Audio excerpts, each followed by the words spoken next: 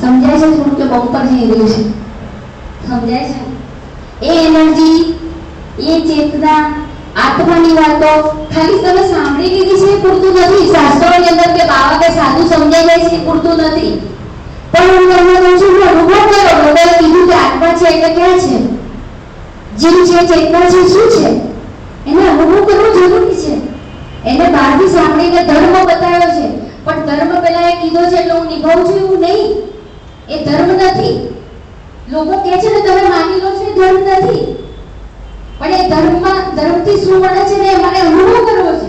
એ ધર્મના રસ્તે ચાલીને મારે એનો એક્સપિરિયન્સ કરવો છે કે ખરેખર મને શું મળે છે, મારી લાઈફમાં શું પામું છું. એને જો હું અધર્મના રસ્તા પર ચાલું તો શું મળે છે અને ધર્મના રસ્તા પર ચાલું તો શું મળે? એક બીજ અહીંયા રોપું છું, જે 52 દાણા છે, તો 52 રોપું છું તો હું અહીંયા 52 નહીં ઉગે તો આમાં ઉગી જશે.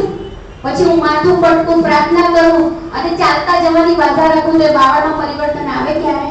કોઈ બતાવો મને એક દાખલો કે સાયન્સનો આ નિયમ બદલાય?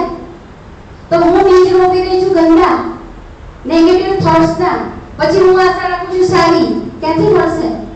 કેવી રીતે મળશે? કેવી રીતે પામશો તમે? બતાવો.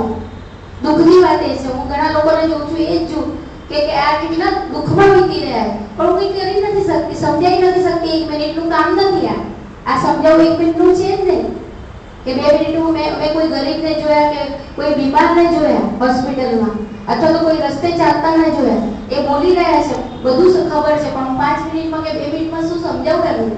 આ લોજિક સાયન્સનો નિયમ છે એનર્જીનો. અહીંથી હું કૂદકો મારું તો પગ તૂટવાનો જ છે, ચાહે મોરારી બાપુ પડે, ચાહે કોઈ બીજા બાપુ બી પડે.